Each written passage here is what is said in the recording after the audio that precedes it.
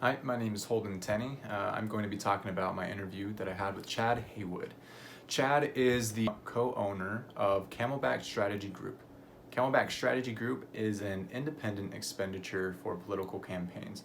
Now, what that means is that they receive donations, they receive funds from clients that want to see campaigns, initiatives, or certain political figures win their elections.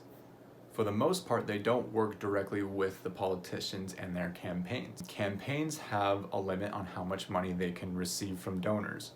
Whereas when you have an independent expenditure, you can take as much money as you need to help a campaign win. So oftentimes there's these people that want to give campaigns more money, but they can't because they've already hit their cap. And so they give their money to independent expenditures. Independent expenditures like Camelback Strategy Group, they perform projects like sending in mail, doing phone calls, a lot of polling, a lot of political advocacy in the form of door-to-door political canvassing. The company started in Arizona, but has recently started having projects in Texas, Omaha, Virginia, and Alaska. There are not a lot of competitors. This is because usually campaigns can rely on their campaign managers, the politicians, and the funds that they receive. But recently, these past few years, politics has become much more involved, whether it's in media, the news.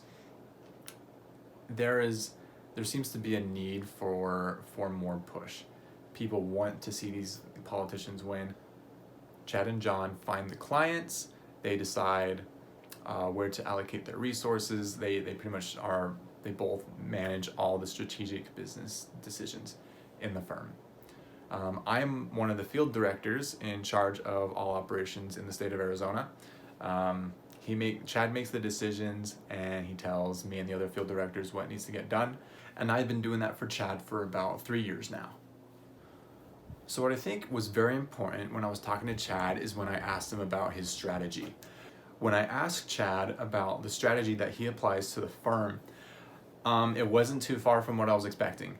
He says there's a very specific target market, very specific things that the company does, and so he's only dealing with very specific types of people, specific types of customers, if we must say.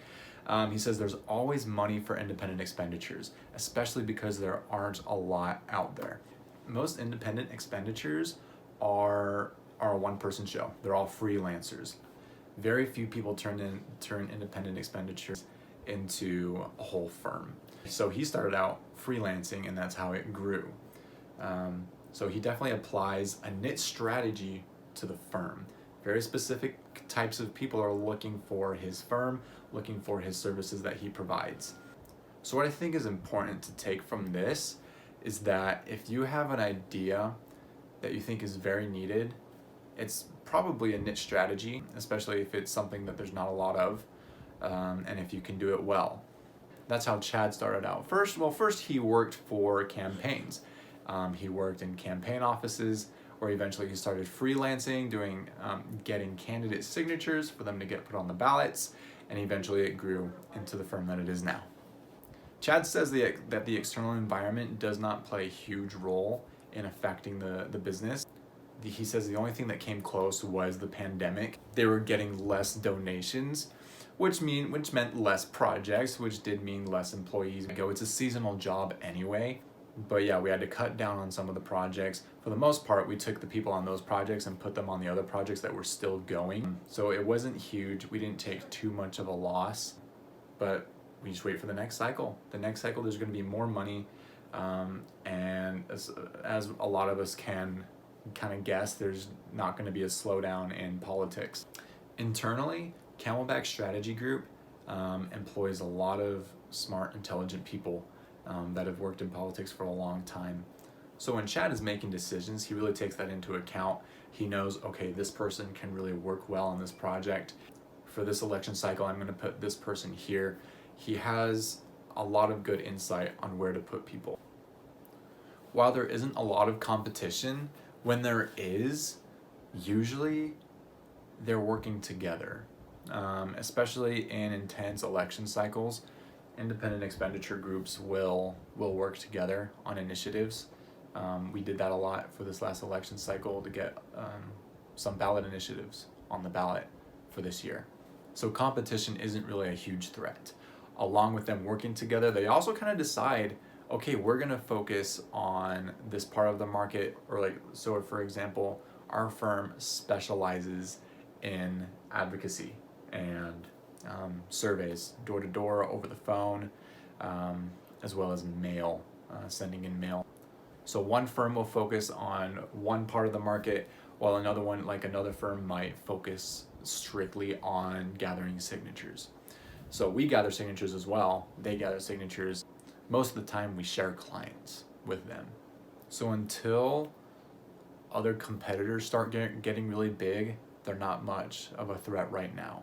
Camelback Strategy Group is one of the biggest in the nation when it comes to consultancy and independent expenditure. When I asked him about mergers and acquisitions, that's when he talked most about competitors. They work together, they'll probably won't want to merge. What I learned most from the interview, I think, is just do something that you know that you're good at, and if you can grow it into a firm, make it big, especially if you know how to do it. You need to make sure you know how to do your strategy. For him, it was networking. He networked very well, didn't really need a lot of advertising done. But for someone else, advertising might be really important to get going. But for his niche strategy, for Camelback Strategy Group, they did not need a lot of advertising to get going. It does seem to go against the idea that most time anyone's growing a business, it usually starts out with a lot of advertising. But once it's well established, then it might not need as much, especially if it's in a niche strategy with very premium products or premium services with a niche, very specific target market. Looking forward, I think this interview really helped me consider the idea that if I wanted to go into this type of market, I might do well. I've thought about it before. He's actually suggested to me doing that. Sometimes he says there's too many clients for us to handle and we have to give them to other people. And sometimes those people that they give them to aren't necessarily people that he trusts or that the firm trusts. And a big key is knowing people. If you can network well, that will get you into a lot of doors. So again, I'm Holden Tenney, and thank you for listening.